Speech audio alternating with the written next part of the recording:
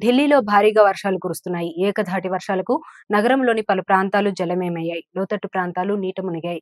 రహదారులపైకి నీరు చేరి చెరువులను తలపించాయి.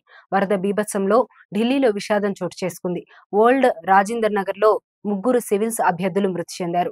భారీ వర్షాలకు సివిల్స్ కోచింగ్ సెంటర్ బేస్మెంట్ లోకి వరద నీరు చేరింది.